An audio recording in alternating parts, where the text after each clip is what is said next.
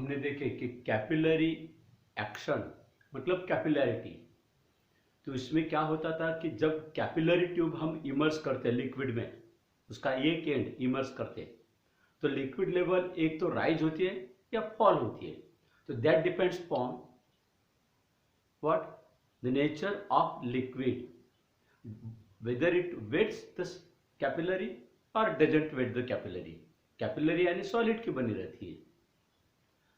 तो अब अपने को यह देखना है कि अगर राइज होता है तो कितने अमाउंट से राइज होगा, वो हाइट क्या रहेगी, कौन से बातों के ऊपर डिपेंडेंट रहेगी। We have to obtain that formula. या फॉल होता है तो भी। तो today's topic being capillary rise और फॉल। मतलब इस टॉपिक में क्या देखना है अपने को कि कैपिलरी ट्यूब का एक एंड लिक्विड में वर्टिकली इमर्स करने के बाद लिक्विड लेवल बाहर के कंपैरिजन में कितनी ऊपर उठेगी या कितनी नीचे रहेगी, उसका फॉर्मूला मिलाना है। अब यह मिलाने के लिए अपने पास दो तरीके, दो मेथड्स है। First one using access pressure method.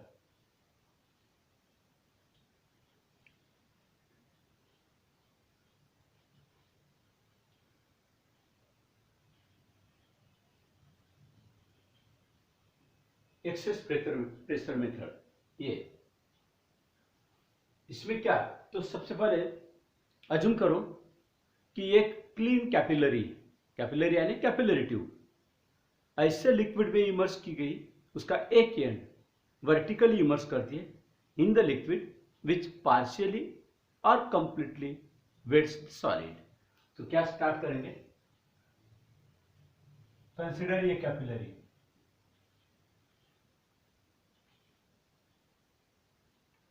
a clean capillary, or suppose a clean capillary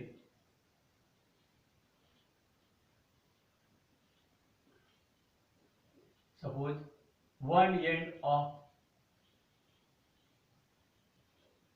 a clean capillary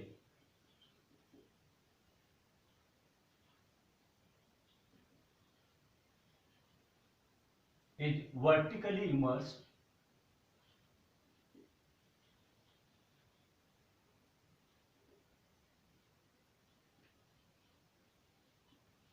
कहा into a liquid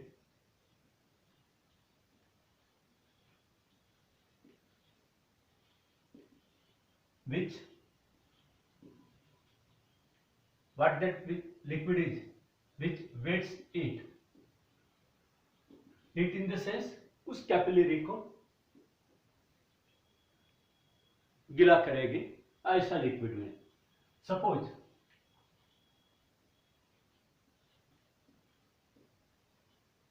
यच, अब जब हम बोल रहे हैं लिक्विड वेट करता है, गिला करता है, इसका मतलब लिक्विड लेवल राइज होगी। वाह, तो suppose H is the height of liquid level inside the capillary.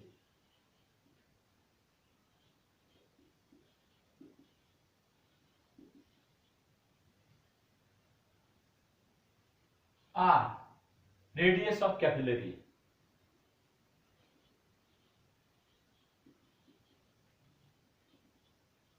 Capillary की रेडियस अंदर से। T surface tension of liquid,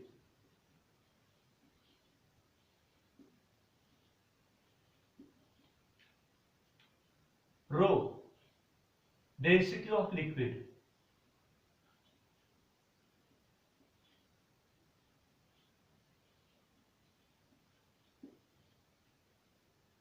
then theta angle of contact,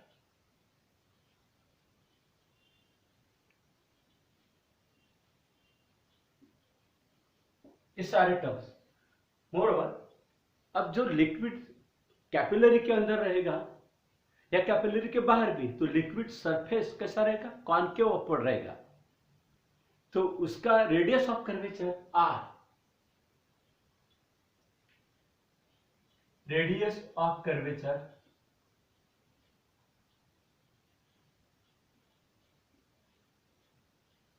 of meniscus. चलो इतने सारे टर्म्स। ये सिचुएशन ऐसा होगा कि जैसे मान लीजिए अब कैपिलरी में डेलिबरेटली थोड़ी बड़ी निकालता हूं यहां,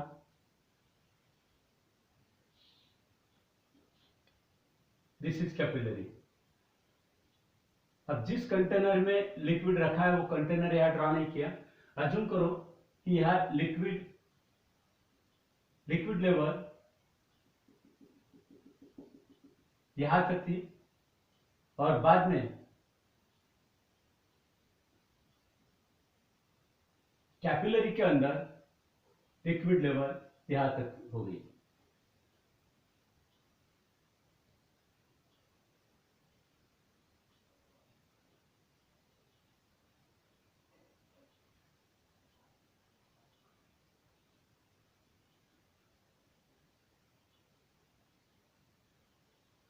This is the liquid level of capillary.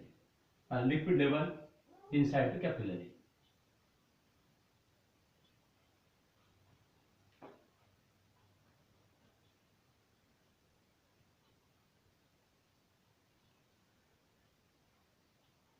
यहां से लिक्विड यानी एक्चुअली ये रिजर्वर कंटेनर में लिक्विड लेवल यहां तक और ये कैपिलरी यहां तक, अंदर लिक्विड यहां तक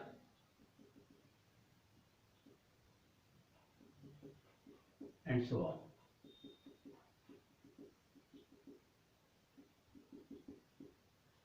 कहां तक वो अब एक्चुअली ये रही, तो यहां तक वो हाइट बढ़ गई ऐसा बोलेंगे। यानी ये जो मेनिस्कस है टेंजेंशियल, तो इस मेनिस्कस तक यहां से वो हाइट बढ़ गई। So this is nothing but H.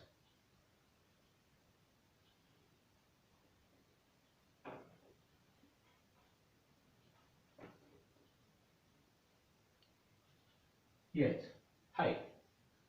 Capillary की रेडियस, तो कैपिलरी की रेडियस यहां से होगी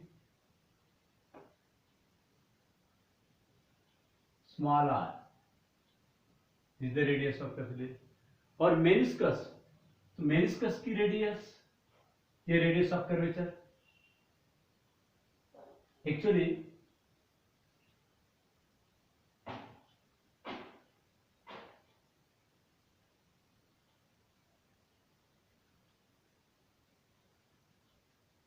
ये रही स्मॉल आर,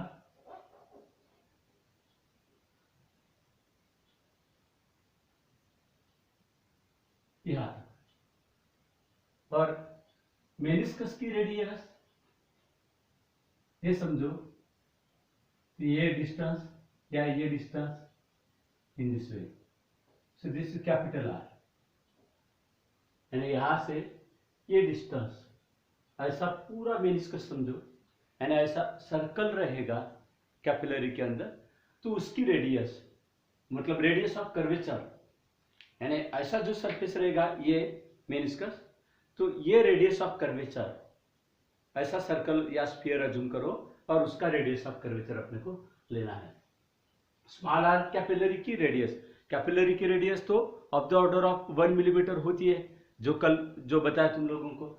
लेकिन ये जो मेनिस्कस है लिक्विड सरफेस है, तो लिक्विड सरफेस का जो मेनिस्कस है उसकी रेडियस कुछ भी हो सकती है, let it be capital R. अब यहां एंगल ऑफ कांटेक्ट क्या रहेगा, ये वो पॉइंट या टेंजेंट ड्रॉ करो।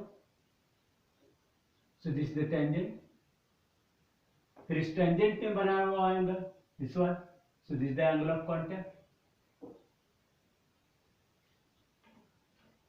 सबसे पहले ये देखते हैं कि what will be pressure of liquid at this point, यानी just below the liquid surface, liquid surface के जस्ट नीचे, यानी यहां तक की हाइट भी अगर लेते, यहां से लेकर यहां तक की हाइट भी लेते, तो भी वो हाइट भले यहां दिखाने के लिए ज्यादा बताया, लेकिन वो हाइट कम होने के कारण यहां से लेकर यहां तक के किसी भी पॉइंट पर प्रेशर सेम अज्यूम किया जाएगा। और वो प्रेशर का formula, now pressure liquid pressure,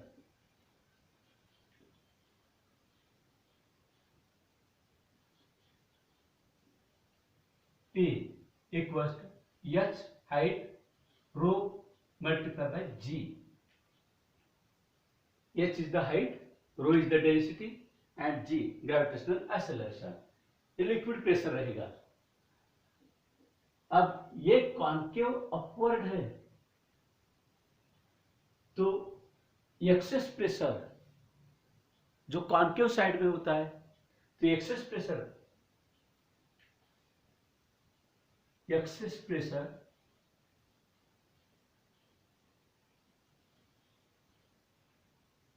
we have already seen, if you take a sphere that is spherical, bubble, drop, liquid drop, तो it will have one free surface और उसके अंदर के साइड में प्रेशर ज्यादा रहता है, कॉन्केव साइड में प्रेशर ज्यादा रहता है, तो वो एक्सेस प्रेशर का फॉर्मूला। तो इसी तरह से यहाँ इस पॉइंट पर कॉन्केव प्रेशर मतलब ये कॉन्केव साइड में रहेगा, तो ये प्रेशर, यहाँ प्रेशर रहने वाला प्रेशर एक्सेस प्रेशर बोलेंगे, तो that will be given by 2T divided by R, where R is the radius of curvature of that. Now 2TR, okay, so this is the excess pressure.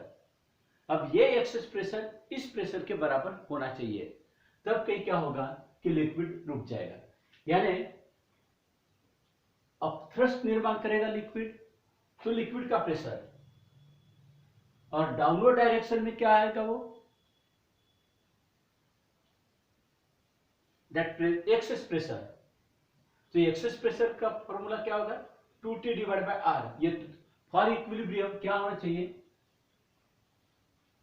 For equilibrium what both the pressures H rho G must be equals to 2 times of T divided by R। Equilibrium मिलने के लिए मतलब liquid यहां तक rise होने के बाद रुक जाएगा वहां, तो then it is given by this one.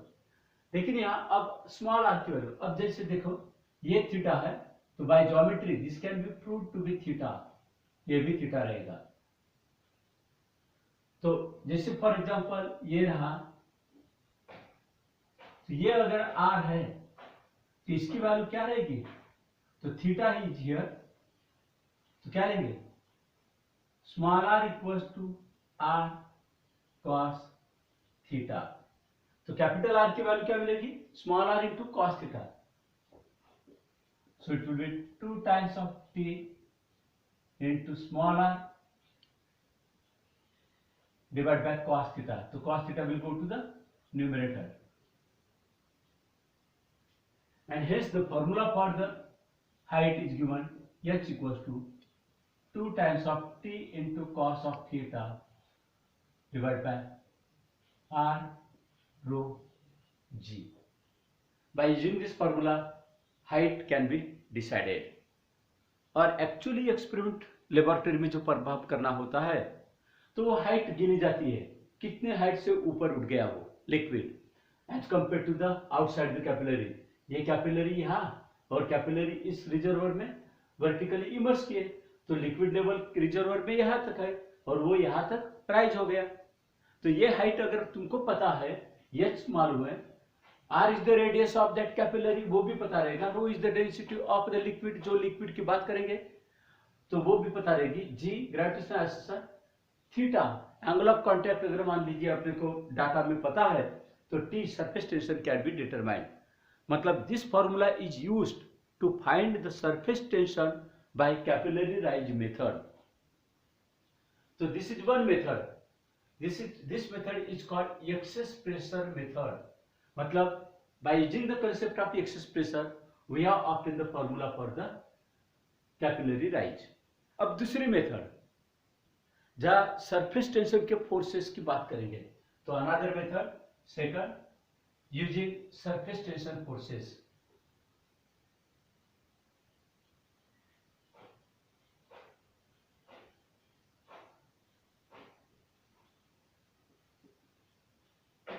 Surface tension के फोर्सेस यूज करते हुए। अभी अपने कौन सा कंसेप्ट यूज किया है? एक्सेस प्रेशर का। एक्सेस प्रेशर कैसा लिया गया? कॉन्केव साइड में प्रेशर ज्यादा होता है यहाँ, ठीक है, तो वो pressure that was given by 2T divide by R, और बाद में अपथ्रस्ट ये जो लिक्विड निर्माण करेगा तो दैट डाउनवर्ड डायरेक्शन में जो प्रेशर रहेगा तो that will be H rho G, और अपवर्ड डायरेक्शन में जो प्रेशर रहेगा 2T डिवाइड बाय R।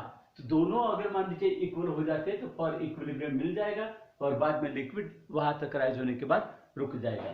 तो then it is given by H rho G equals to 2T divide by R, and by using this, तो यहाँ से small r की value क्या मिली? R cos थीटा, और कैपिटल R की वैल्यू क्या मिलेगी? R divide by cos theta. तो कैपिलरी की रेडियस मालूम होती है, वो मेनिस्कस की रेडियस नहीं निकाल सकते हम।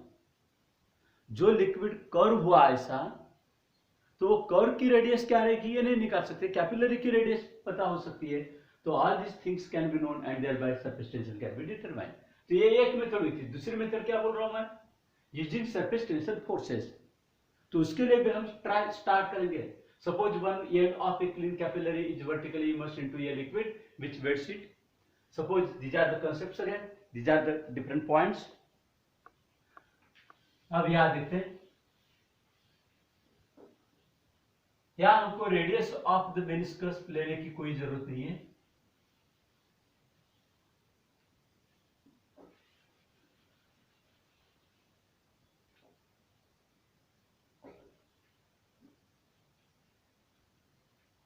फिर से ये थीटा।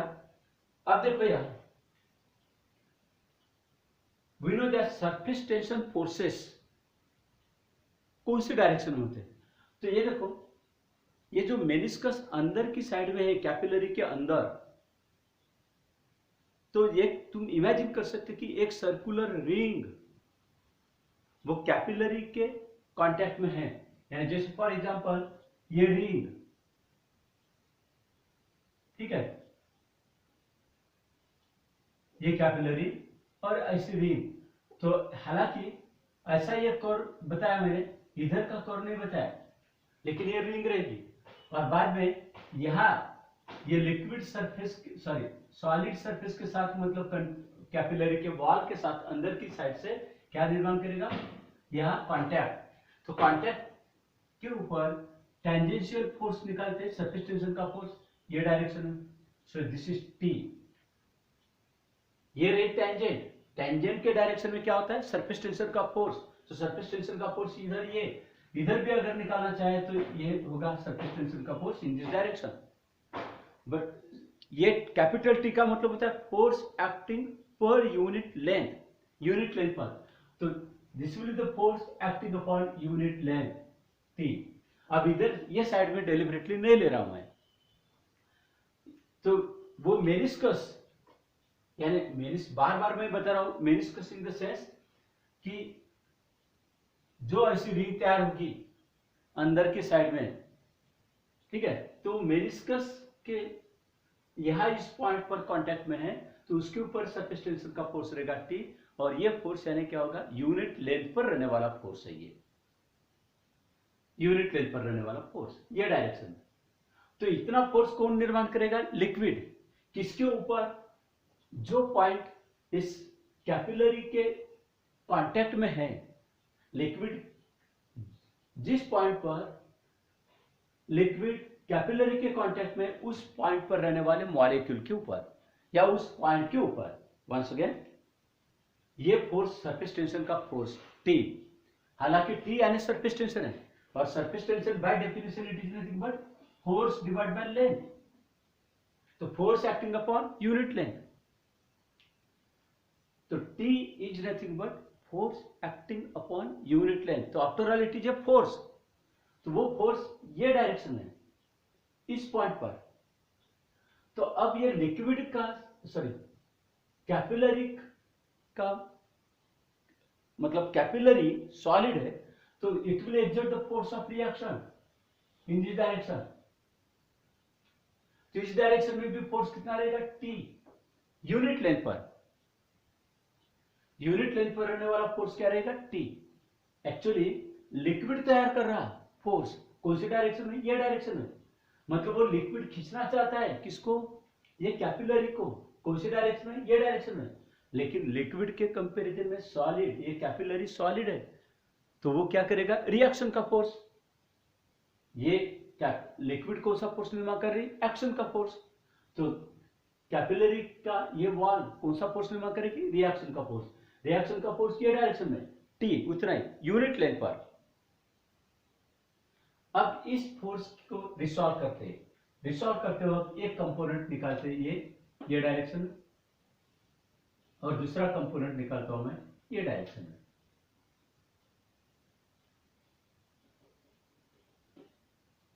ठीक है, तो ये थीटा है तो ये भी थीटा रहेगा। फिर ये डायरेक्शन में फोर्स रहेगा टी कॉस थीटा, और इस डायरेक्शन में रहेगा टी साइन थीटा। ओके, अब देखो, यानी टी को रिसॉल्व हो गया, टी रिसॉल्व हो गया, तो टी कॉस थीटा मतलब इस पॉइंट पर जो यूनिट लेंथ पर फोर्स रहेगा टी कॉस थीटा, और इस डायरेक्शन में टी साइन थीटा। अब ये पॉइंट मेनिस्कस का, तो इधर रहेगा टी साइन थीटा और इधर रहेगा टी कॉस थीटा। ये अगर पॉइंट लेते तो इधर रहेगा T sine theta, unit length पर रहने वाला फोर्स, और इधर रहेगा टी कॉस थीटा। ये अगर पॉइंट लेते तो इस पॉइंट पर इमेजिन करो जरा कि टेंजेंशियल फोर्स कौन से डायरेक्शन में आएगा, और बाद में टी साइन थीटा, तो टी साइन थीटा ये डायरेक्शन में रहा, तो टी कॉस थीटा जरा परपेंडिकुलर डायरेक्शन में रहेगा, ध्यान में रखो, तो इस डायरेक्शन में, तो यानी टी साइन थीटा ये डायरेक्शन में रहेगा, टी साइन थीटा ये डायरेक्शन में, तो T cos theta upward direction में रहेगा। इस पॉइंट पर T sine theta perpendicular inward, तो टी कॉस थीटा अपवर्ड। अब देखो यार, इस सर्कल पर ये पॉइंट पर टी साइन थीटा ये डायरेक्शन में, और यहां भी टी साइन थीटा ये डायरेक्शन में, तो इस फोर्स को ये टी साइन थीटा कैंसिल होगा क्योंकि दोनों अपोजिट डायरेक्शन में। इधर अगर टी साइन थीटा ये डायरेक्शन में, तो इधर टी साइन थीटा अंदर की डायरेक्शन में रहेगा, तो वो भी कैंसिल हो गए। यानी जैसा ये अगर मान लीजिए सर्कल मान लिए, तो टी साइन थीटा ये इधर रहेगा, तो इधर T sine theta diametrically opposite point पर ये डायरेक्शन में रहेगा, इधर टी साइन थीटा ये यहां रहेगा, तो इधर टी साइन थीटा इधर रहेगा। तो जितने भी डायमीटर्स है इनफाइनाइट, तो हर डायमेट्रिकली अपोजिट पॉइंट पर रहने वाले टी साइन थीटा कैंसिल हो जाएंगे, और हर पॉइंट पर टी कॉस थीटा क्या है? अपवर्ड डायरेक्शन में। या टी कॉस थीटा अपवर्ड है, या टी कॉस थीटा अपवर्ड है, या टी कॉस थीटा अपवर्ड है, एंड सो ऑन। तो सारे जगह पर टी कॉस थीटा अपवर्ड रहेगा, तो रिजल्टेंट क्या रहेगा? केवल T cos theta. T cos theta upward direction में रहेगा, मतलब T cos theta will be in it will be the force acting upon unit length. So therefore force on unit length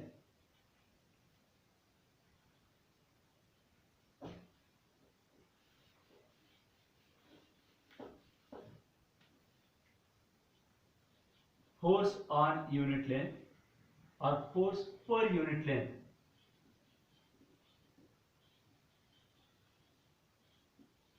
of meniscus in upward direction, vertically upward direction, क्या होगा? T cos theta। एक रहे force पर unit length यानी capital T, लेकिन upward direction में, in vertically up direction it will be T cos theta. तो फिर वो मेनिस्कस की जितनी भी रेडियस होगी वो पूरे लेंथ पर क्या होगा? So therefore force acting upon force on complete meniscus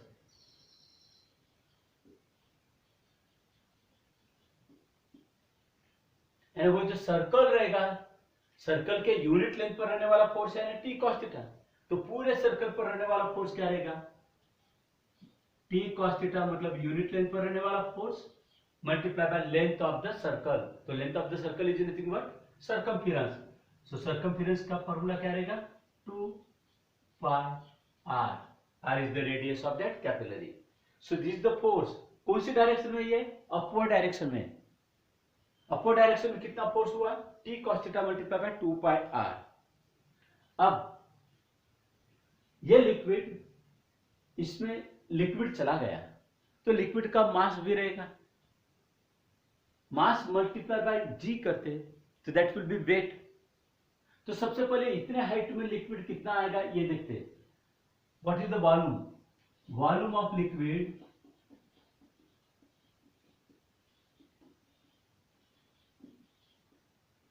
in height H height में क्या होगा, v इक्वल्स टू सिलिंड्रिकल रहेगी वो, सिलेंडर का formula pi R square multiply by H.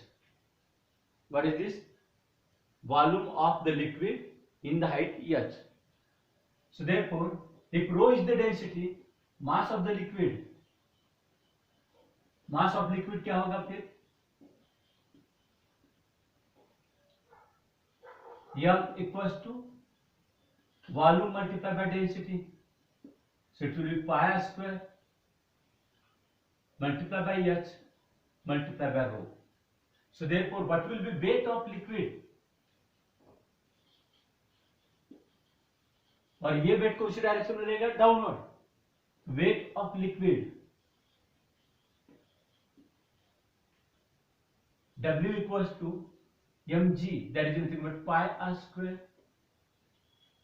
into h into rho multiplied by g। तो ये रहा wait, मतलब लिक्विड का वेट डाउनवर्ड डायरेक्शन में, और लिक्विड को अपवर्ड डायरेक्शन में खींचने वाला फोर्स कौन सा है, T cos theta 2 pi R. यानी T cos theta into 2 pi R, ये फोर्स उस लिक्विड को ऊपर लेकर जा रहे हैं, और उसी वक्त वेट mg डाउनवर्ड डायरेक्शन में खींच रहा है। तो लिक्विड नीचे आएगा या ऊपर जाएगा, तो अपन ने देखे कि जब वो प्रेशर आउटसाइड पॉइंट पर प्रेशर ज्यादा रहता है तो फ्लो होने लगता है, और फ्लो होते वक्त वो लिक्विड ऊपर जाने लगता है सरफेस टेंशन के फोर्सेस के कारण। लेकिन कब तक जाएगा, जब तक उसका वेट उसको बैलेंस नहीं करता, और जब बैलेंस कर देगा तो उस वक्त क्या होगा, वहां जाकर रुक जाएगा। रुकना मतलब इक्विलिब्रियम मिलेगा। तो इक्विलिब्रियम कब मिलेगा, एट इक्विलिब्रियम दोनों फोर्सेस क्या होना चाहिए, इक्वल। क्या होना चाहिए, at equilibrium weight that is vertically downward force must be equal to total force on upward direction, that is nothing but t cos theta into 2 pi r, but weight is nothing but pi r square into h into rho multiplied by g equals to t into cos theta into 2 pi r. So r square, r will get cancelled, then pi will get cancelled. So finally again we have got the formula, same formula, h equals to 2t cos theta divided by r rho g। Formula दोनों cases में formula same मिलता है, that is 2t cos theta divided by r rho g by using this formula. So naturally clear है ये बात कि जब हम एक्सपेरिमेंट परफॉर्म करेंगे, जो लिक्विड तुमको दिया जाएगा तो उस लिक्विड की डेंसिटी तो फिक्स रहेगी, उसके लिए एंगल ऑफ कांटेक्ट भी कांस्टेंट रहता है और सरफेस टेंशन भी कांस्टेंट रहता है। तो फिर हाइट कम ज्यादा जो होगी तो वो किसके ऊपर डिपेंड रहेगी, तो it will depend upon radius of capillary. मतलब कैपिलरी की रेडियस अगर कम है तो हाइट ज्यादा आएगी, और कैपिलरी की रेडियस ज्यादा है तो हाइट कम आएगी। यानी जैसे मान लीजिए तुम्हें इतना बड़ा पाइप लिए, कुएं में पानी है और उसको अपन ने वर्टिकली इमर्स किए, और तुम बोलोगे कि बिना कुछ किए वो लिक्विड ऊपर आना चाहिए, मतलब वाटर ऊपर आना चाहिए, तो फिर तुमको पहले क्या करना पड़ेगा, कैपिलरी बहुत ही बारीक रखनी पड़ेगी, अपने बाल के साइज का रेडियस, तब वो पानी ऊपर आएगा। लेकिन अगर पाइप ही चाहिए तुमको तो पाइप में रेडियस ज्यादा आएगी तो हाइट क्या आएगी, कम। तो कैपिलरी राइज मेथड से वो हाइट ऊपर नहीं आएगी। जो भी पानी ऊपर आता है तो मशीन के द्वारा आता है, लेकिन कैपिलरी मेथड से नहीं आता वो।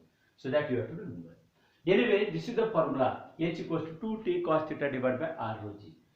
एक्चुअली अभी एक बात यहाँ थोड़ा सा, जनरली हम एक्सपेरिमेंट परफॉर्म करते वक्त वाटर से परफॉर्म करते हैं, और वाटर के लिए थीटा की वैल्यू 0 लेते हैं, प्योर वाटर के लिए डेंसिटी की वैल्यू 1 ग्राम पर क्यूबिक सेंटीमीटर।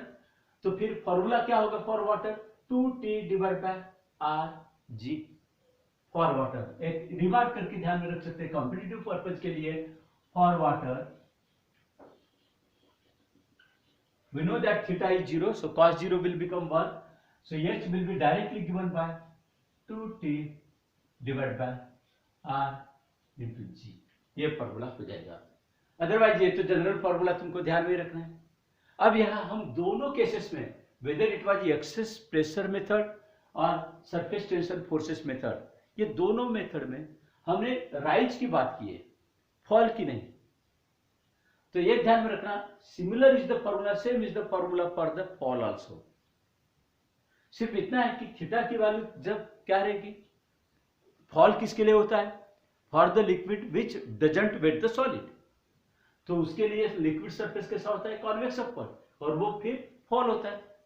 तो जैसे मान लीजिए ये बाहर की लेवल है और इतने अमाउंट से वो फॉल हो गया, ये H, so that H will be also given by the same formula 2t cos theta divided by r rho g। सिर्फ इतना ध्यान में रखना कि थीटा वहां ऑप्टिस होता है, मोर देन 90 होता है। For the liquid which doesn't wet the solid theta is obtuse, और ऑप्टिस यानी मोर देन 90।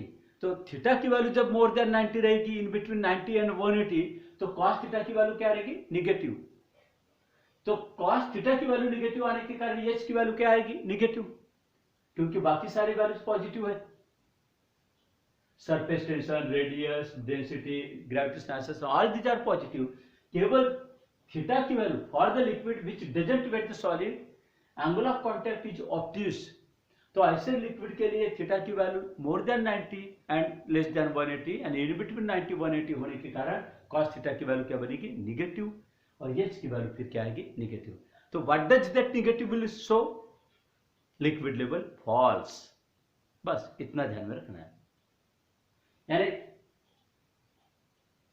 थीटा की वैल्यू तुमको क्या लेना पड़ेगा, सॉरी, थीटा की वैल्यू जो भी आएगी तो कॉस थीटा की वैल्यू रखने के बाद जब तुम H की वैल्यू कैलकुलेट करोगे तो निगेटिव आएगा। तो निगेटिव आने के बाद तुमको क्या देना पड़ेगा, clarification. What does negative sign indicate, the liquid level falls inside the capillary, ऐसा लिखना होगा। ठीक है, अब न्यूमेरिकल साइड में जाते हैं।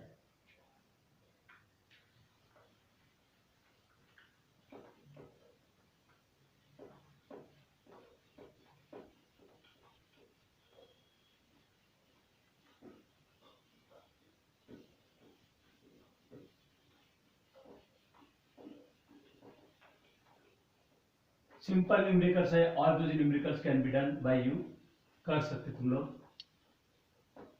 एक जनरल आइडिया थोड़ी सी दे देता हूं मैं।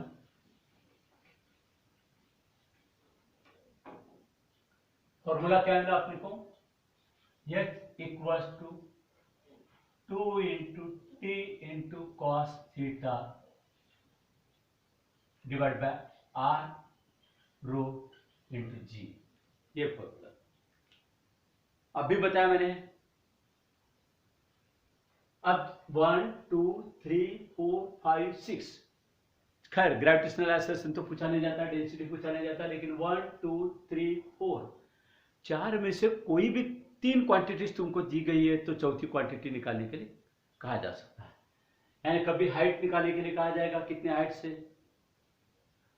फिर से बता रहा हूं मैं, जब तुमको पता चलेगा कि थीटा की वैल्यू लेस देन 90 है, एक्यूट है, तो हाइट पॉजिटिव आएगी, क्योंकि कॉस थीटा की वैल्यू पॉजिटिव रहेगी। और थीटा की वैल्यू अगर मान लीजिए for the liquid which doesn't wet the solid, the theta की वैल्यू 90 डिग्री से ज्यादा होती है, इन बिटवीन 90 एंड 180, तो कॉस थीटा की वैल्यू निगेटिव आने के कारण H की वैल्यू भी निगेटिव आएगी। तब वो क्या अज्यूम कर रहा है, लिक्विड लेवल विल फॉल, और एच की वैल्यू पॉजिटिव आई तो लिक्विड लेवल विल राइज, ऐसा होना है। अब एक बात ध्यान में रखना है, आप कभी न्यूमेरिकल में अगर ऐसा दिया है, वेन ये कैपिलरी जिसकी रेडियस तुमको दी गई है, वेन ये capillary is immersed into the liquid, it is observe that liquid level falls by 2 centimetre, ऐसा दिया है, फॉल्स बाय 2 सेंटीमीटर, ध्यान में रखो। तो फिर एच की वैल्यू तब क्या लोगे तुम, एच इक्वल्स टू -2 सेंटीमीटर ऐसा लेना पड़ेगा। न्यूमेरिकल में देते वक्त -2 सेंटीमीटर से फॉल हुई ऐसा नहीं दिया जाएगा, it will be said that it falls by 2 centimetre. तो जब फॉल हो रही तो एच की वैल्यू हम डाटा में क्या लेंगे, -2, फिर एच की वैल्यू -2, और थीटा अगर एंगल ऑफ कांटेक्ट दिया गया है तो नेचुरली फॉल हो रहा है, इसका मतलब एंगल ऑफ कांटेक्ट क्या रहेगा, मोर देन 90, तो ये भी वैल्यू क्या होगी, निगेटिव, तो निगेटिव निगेटिव इधर निगेटिव, ये भी निगेटिव, तो नेचुरली पॉजिटिव होगा।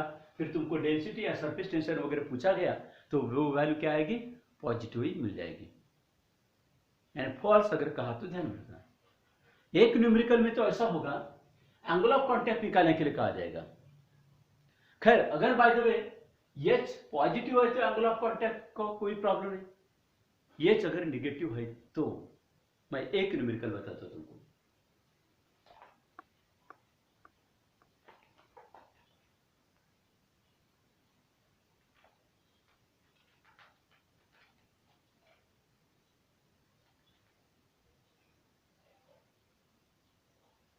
एक टेक्स्ट बुक में वो क्वेश्चन है जो तुमको सॉल्व करना है, सॉरी टेक्स्ट बुक में मतलब जो अभी तुमको नोट्स प्रोवाइड की गई है वो नोट्स में क्वेश्चन है, क्वेश्चन नंबर 23। तो क्वेश्चन नंबर 23 में क्या करना है ये बता रहा हूं मैं तुमको।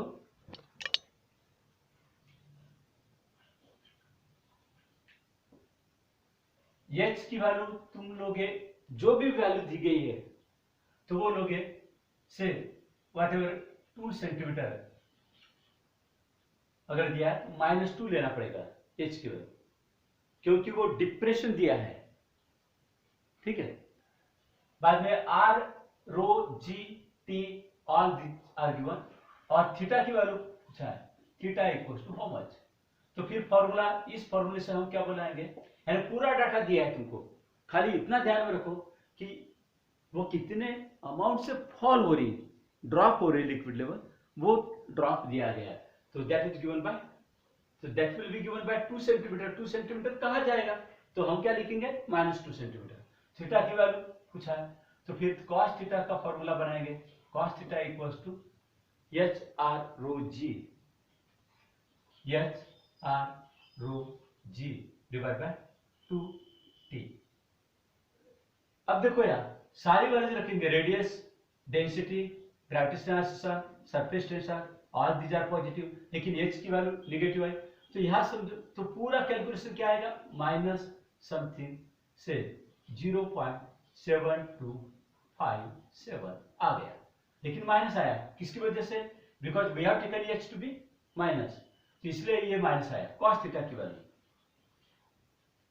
तो थीटा की वैल्यू क्या होगी, तो उसके लिए थीटा की वैल्यू क्या होनी है ये देखने के लिए क्या करना, पहले इसको छुपा कर रख देना नेगेटिव को, और नेचुरल कोसाइन के टेबल में ये वैल्यू कौन से एंगल की आती है वो देखना, cos inverse. Suppose it comes to B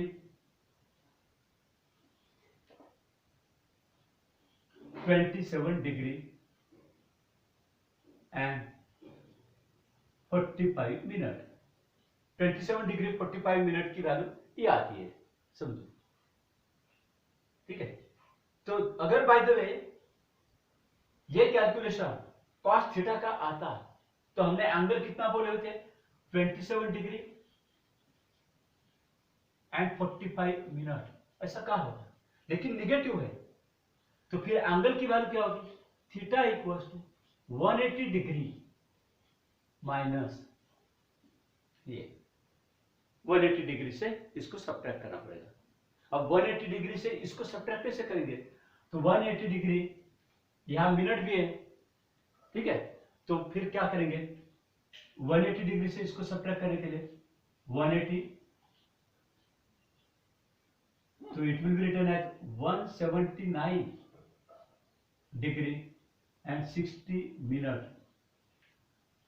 180 degree will be written as 180 degree. तुम डेलिबरेटली क्या किए, 1 डिग्री को इधर दिए, 1 डिग्री के 60 मिनट हो गए, और 179, तो 179 प्लस 1 दैट इज 180 डिग्री. देखो यार 180 डिग्री से 27 डिग्री एंड 45 मिनट सब्ट्रैक्ट करना था. केवल डिग्री ही होता तो इजी था सब्ट्रैक्ट करना, लेकिन यहां मिनट भी है, तो क्या करेंगे? 180 डिग्री से सब्ट्रैक्ट करना मतलब 180 डिग्री का क्या करेंगे conversion, 179 degree and 60 minute. 60 minute यानी 1 डिग्री हो गया, और ये 179 डिग्री मतलब 180 डिग्री हो गया.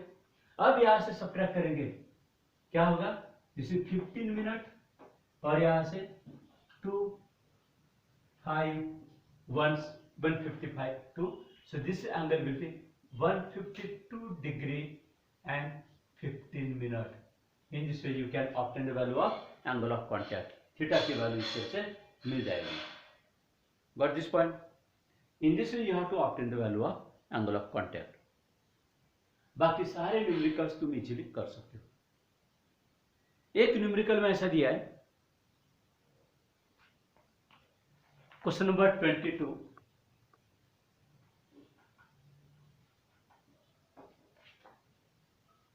Water rises to a height of 3.2 centimetre in glass capillary tube.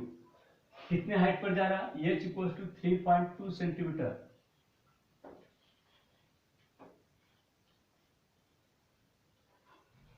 Find the height to which the same water will rise in another capillary having the cross section area half. मतलब दूसरी एक capillary है, तो this height is in a capillary of radius से R1, और ये है height H1, R1 equal to से R. ठीक है, मतलब एक कैपिलरी ट्यूब लिए जिसकी रेडियस R है, इनिशियल जिसकी रेडियस R है, तो वहां हाइट इतनी आ रही, तो फिर दूसरे कैपिलरी में क्या होगी? H2 हाइट क्या रहेगी वही वाटर की, for which radius R2 is how much. तो रेडियस न देते हुए क्रॉस सेक्शन एरिया का मतलब ये 2 इज हाफ ऑफ ये 1.